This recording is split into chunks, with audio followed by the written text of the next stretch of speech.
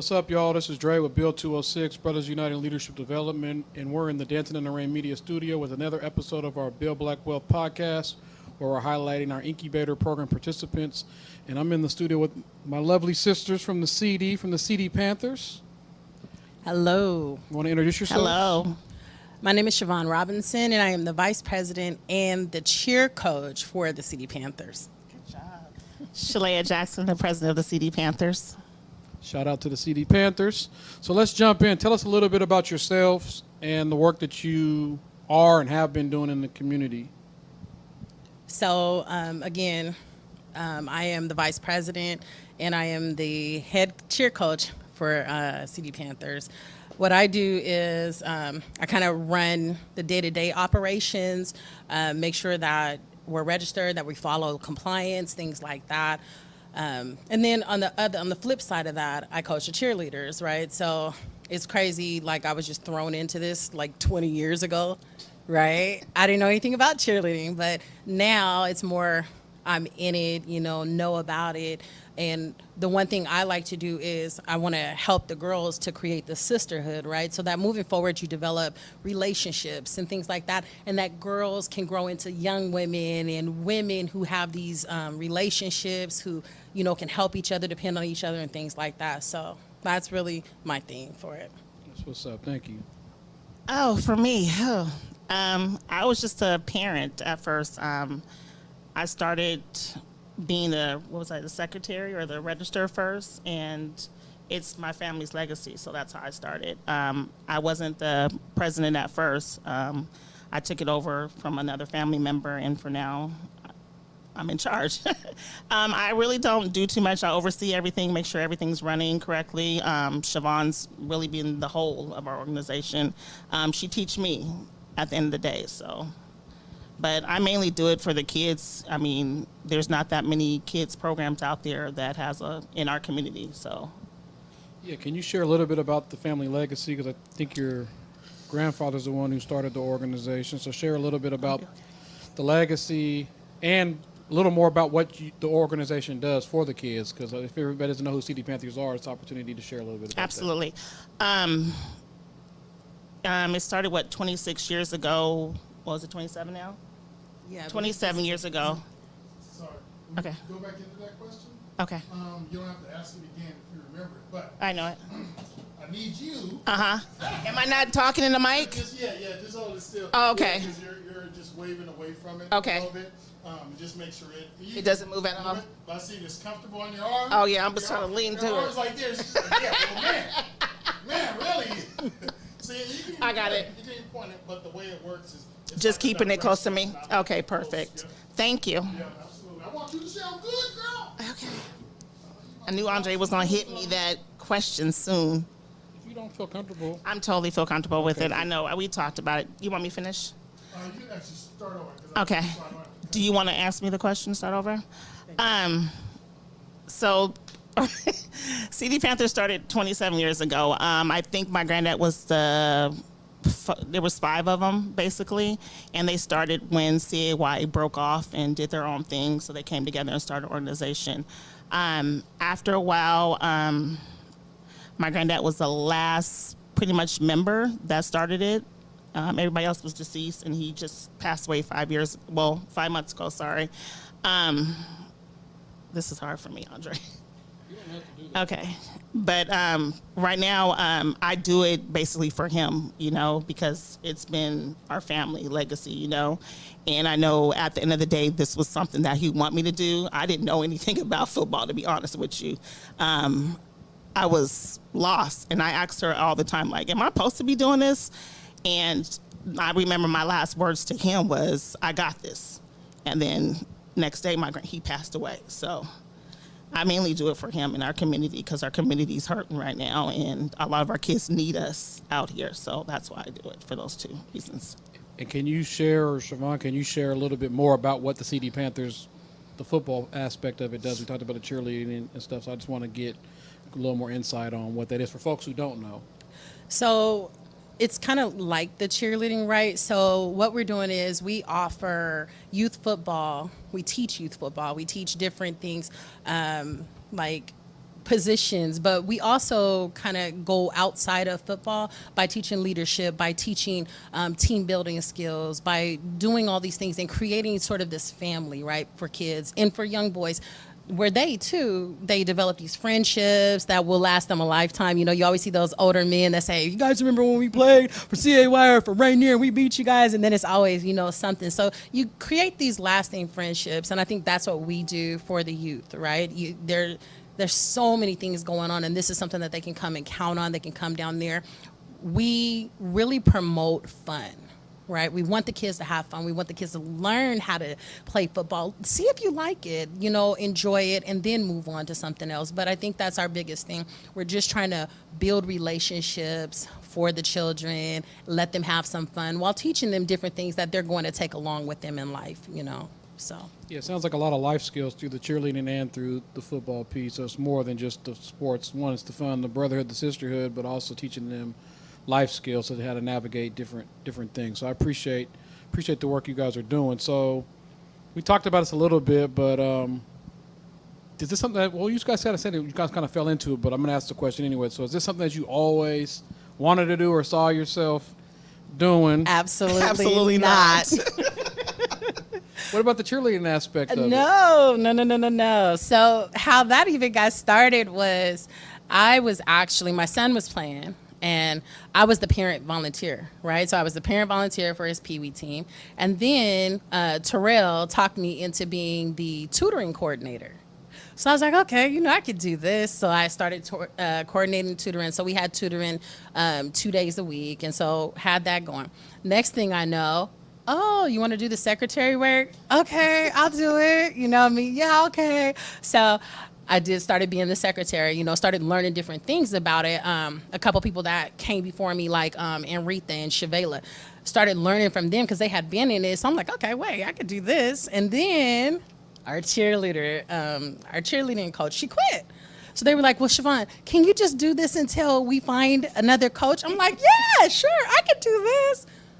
Next thing I know, here I am, 20 years later, I'm still filling in for the cheer coach, right? So that's really how I got into it. It wasn't something that I said, oh my gosh, I want to go do it. But once I started doing it, I saw the value in, you know, being that volunteer, being there for the girls, being someone they can come to with their problems.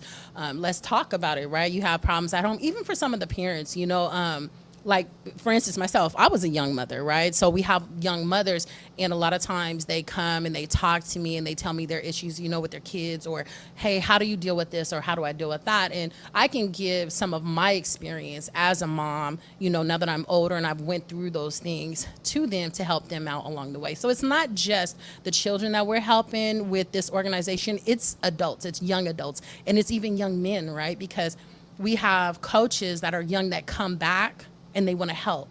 So now we're developing young men into older men, right? So, yeah. But no, go back. It wasn't what I wanted to do.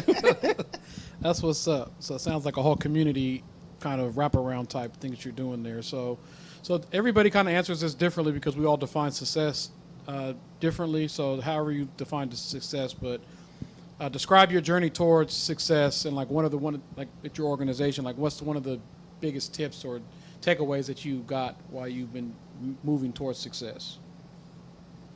No, you can have that one. So I think for us, we define success as the fact we're here. We're still here, right? After everybody else is gone, we're still here. We've been here 27 years, right? Who can say that? And we still have our children, right? We have the kids that play for us, they bring their children back. So to me, that measures success, right? Because you look at something and you're saying, oh, that was great for me, so I want it for my kid.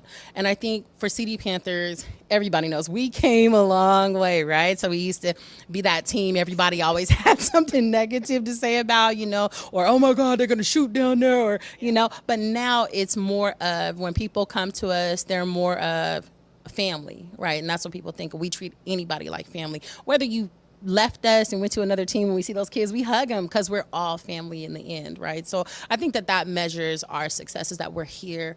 We're planning to be here. We continue to grow within ourselves. We make changes. We look at the things that we've done in past years, how can we be better? How can we be different? You know, and everybody doesn't like the changes. However, they have to happen in order for us to stay successful, right? And so now we're kind of getting noticed by different people. Hey, Build, hi, how you doing? Yes, right? So people are noticing us, and people are saying, hey, you have a good program. Hey, let's talk. Let's do this. Let's collaborate, and let's do some things. So I think that shows that we're successful in what we're doing. And I think when Shalea and I came together and said, okay, we can do this. We can run this, you know, and I think that that's where we're moving, you know, we're moving up, and we're just getting better with each day. I think, but I'm biased, you know. Well, 27 years is definitely a legacy, and that, you know, like that's why I said everybody defines success differently. So I'll let people define it how they want to. But what's the biggest lesson you learned through that process? Even like you said, the changes, and like what's one of the biggest lessons you've learned? Because we want to give other people opportunities to learn from your guys' lessons, right? I think the biggest lesson that I've learned is not to think you know everything, right? Learn from those who came before you. Learn to listen and apply it. Don't just listen and, you know, let it go in one ear and out the other and you still do what you want to do. Apply some things. Know when enough is enough, you know, just, I don't know. And I think that's my biggest takeaway is just really take it in, learn from those people who came before you. And then don't be afraid to say, I don't know. Or, you know, don't be afraid to own up to your own mistakes, right? So that you can make we're still learning every day, though. Yeah. I mean, I ask Siobhan all the time, like, how do you do this? All these years. And she'd be like, I just do it. Yeah. So. And I mean, you do it because you know there's a need, right? So like for me, when I was younger and I used to go to Garfield Community Center, if you used to go up there all the time, you know Donna and you know AJ, right? So they were always about the kids. They were always about us. I remember my first job was at Garfield Community Center, and Donna got me that job. And so, like, anything that I wanted to talk about that I needed, Donna was there. You know what I mean? So now, for me, I want to be that for somebody else because now here I am at a certain age and I can still remember that she was there. So I want to be that person that, you know, that young kid remembers, hey, Coach Siobhan was there. Hey, Miss Siobhan was there for me, you know, and comes back. So. Yeah, and I think it's always lifelong learning anyway. So I appreciate you pointing that out, Shalea, that it's like we're still learning, still growing as an organization. And that's part of what the incubator program was about, is how do we have these workshops to share some of this ins and outs to make sure that we're crossing our T's and dotting our I's, because if you don't share that information, or where we're going to get it from, a lot of times even people that were there before us may not know that information when it comes to like taxes and, you know, budgeting and those types of things. So that was really what our mission and vision was around this incubator program and Build Black Wealth in general, is to create a space for black folks to come and have conversations that a lot of times we don't necessarily have the space to do that, or people are scared, and sometimes the ego kicks in, like, oh, I know what I'm doing. So we all don't know at all, though. Right. And I was mentioning to Siobhan, the programs that you did have on Saturdays and stuff, they were really good. And I enjoyed them. I was like, oh, I'm staying on the whole time. Just to be honest with you. And there was a lot of information that we don't get as, I'm going to say, black people. We don't get that information. And we learned a lot from individuals, like what's out there for us. And we don't know what's out there for us unless we ask questions or you host those events for us to learn. So. Yeah, we appreciate that. And that's really what it's about in a nutshell. And there's other organizations that are out there giving information as well. So there's a lot of people out there doing amazing work, but sometimes if we don't got time to tap in, and, you know, we were able to incentivize and have some resources to make it worth people's time, because we know people got things to do. But you make time for what you want to make time for. Oh, yeah, off top. Absolutely, yeah. So, and those workshops were actually good for individuals, right? So not only driven towards the businesses, but actually towards the individual, like buying a house or, you know, just little things. So if you got time, go check out them podcasts. Yeah, they're on our website, build206.com/blackwealth. Yeah, check them out. The information's up there. We try to provide this stuff free to the community, so make sure you check it out. We're going to head to a quick commercial break. Once again, this is Dre with Build 206, Brothers United Leadership Development, and we're in the Dancing in the Rain media studio with the lovely Siobhan Robinson. Okay. Shalea Jackson. Runners of the CD Panthers, they got it. All right, we'll be back in a second. Keep your black-led business or organization compliant by learning about our labor ordinance and laws in the city of Seattle. Learn more at www.build206.com/labor standards. Support for this podcast is made possible through our community members and our volunteers. We want to give a specific thank you to our partners, Converge Media, Dancing in the Rain Media, and Acts on Stage. Visit www.build206.com for more information on our partners and how they support our efforts. All right, welcome back. This is Dre with Build 206, Brothers United Leadership Development. We're in the Dancing in the Rain Media Studio, and I'm here with the CD Panthers, Siobhan and Shalea, and we're going to jump back in. Ladies, what resources do you think are needed most in our community for folks that want to start a business or an organization? Like, what do you think is needed the most? Funding.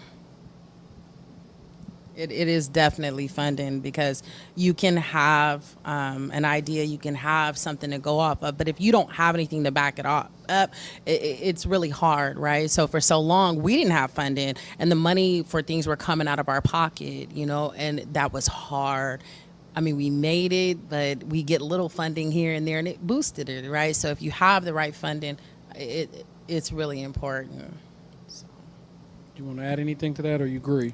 I agree, because it came out of Mr. Jackson's pocket. So, and I ask him all the time, because a lot of parents ask for scholarships from us, and he would tell me, "Go ahead," and I'd be like, "Well, how are we gonna pay for this?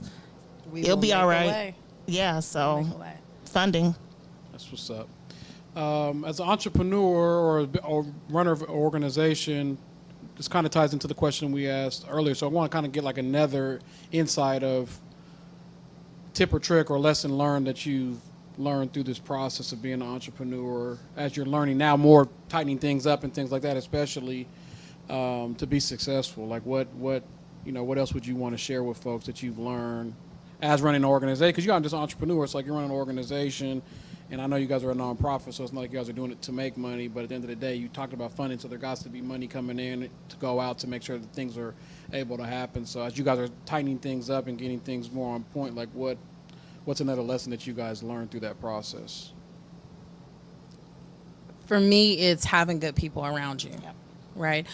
So when you say, we're the entrepreneurs or we run it, and it takes more than us, right? So it takes all the volunteers.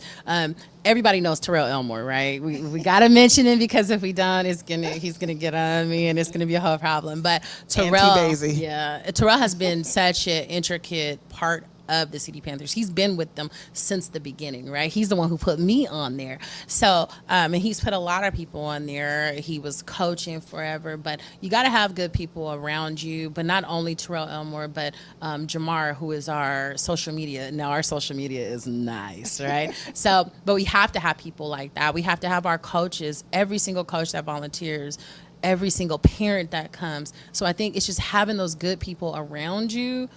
It helps, right? So maybe you don't have a lot of funding, but as long as you have good people around you, I think that's the lesson that I've learned, is to appreciate those good people, to make sure that I have good people around me so that I can do what I need to do, and I know that I can count on them to do what they need to do to help keep us successful, right? So. You want to add anything? No, because, I will. I consider more of our parents our family. I don't consider our parents at all. I consider our brothers and sisters. And some of them do volunteer, and it's the same ones volunteering over and over again. But again, the funding is there, but more of us doing stuff together as a whole, making sure everything runs the way it does. That's what's up. So what advice would you give somebody who wants to start running an organization or business or whatever? Like, what advice would you, that's having a hard time, like, getting started, like getting over the hump, or like what advice would you give somebody that's interested in getting into running a, not just thinking about CD Panthers, just around the business of the business, right? Mm-hmm. Or organizing or whatever, like what advice would you give folks? I say shadow. Right? So find someone who is doing the same thing that you want to do or something like that. Shadow them, see what it is. Find out what it takes to do this and make sure that it's something that you want to do. A lot of times you have something in your head, oh, that'll be fun, but then when it gets down to brass tacks, you're like, this is too much. So shadow, learn what it's about, figure it out, and then move forward. Don't just jump into something. So I think that it's really important to do that. And a lot of people think this is easy, but this is like 7 days a week for me and Siobhan. I mean, sleepless nights for me and Siobhan. We wake up football, we go to sleep football.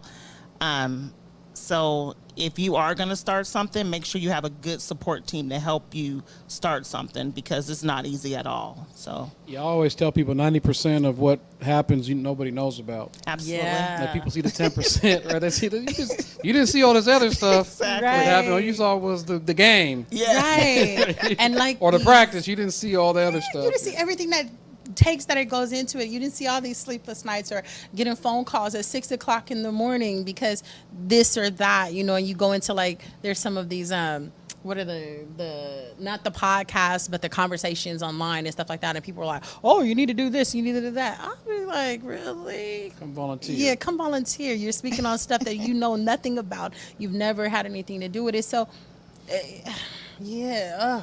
Yeah, a lot of feedback that we got from folks when we asked them about what it takes to be successful and what's needed and how to get started is the mentorship, which is jobs like shadowing, and then resources, and then not being afraid, what you talked about earlier, not being afraid to ask for help or admit that I don't know or we don't know or whatever. And then people also talked about their team or their network that they have in place to help them support what's going on. So you guys are definitely on par with, you know, the advice that you're giving and what you've been through. And like you said, and you even said that, you know, it's lifelong learning. You guys are still learning and growing as an organization, and it's always going to be something to learn. So Yeah. what's the easiest way for people to get in? You talked about social media. So what's the easiest way for people to get in touch with you guys and connect with the work that you guys are doing? Our Facebook and Instagram pages are very popular, very, very popular. But if you have questions or, you know, anything like that, you can always email us at cdpanthers.capca@yahoo, or you can go to our webpage, which is cdpanthers.sports. What is it? Yeah, sportngin.com, and just click the button and it'll connect you directly to us. So make sure you all hit them up. Their information is also in the description. And I've been doing this lately because I feel like I've been controlling the conversation. So I give people an opportunity. If they want to ask me questions, you can ask me questions. You got questions? No questions? No, I don't think we got any questions. Okay, cool. So make sure you guys support them. Go out, check them out. They always can use volunteers. You know, hit them up. The information's in there. So we appreciate you guys coming out and spending some time with us and sharing the amazing work that you guys are doing in the community. No problem. Thank We are you. located at Judkins Field, though, just so y'all know that. We practice there and we have our home games. So, yeah, come on down, come watch, come volunteer. We're always needing volunteers. Absolutely. Whether it's on the field, whether it's you're interested in coaching. I need cheer coaches. I really need some cheer coaches. You need that ladies cheer and coach that you're gentlemen. filling in for today. I need some cheer coaches and getting old. I can't do a star jump like I used to, right? So, yeah, but we're always interested in volunteers. And like we said, we're a family down there. So, Absolutely. you know. Yeah, make sure you all tap in, man. Support these guys. They're doing amazing work in the community. So once again, this is Dre with Bill 206, Brothers United in Leadership Development, and we're in the Dancing in the Rain Media Studio, and this is another episode of the Bill Black Wealth Podcast. Until next time, peace. Peace.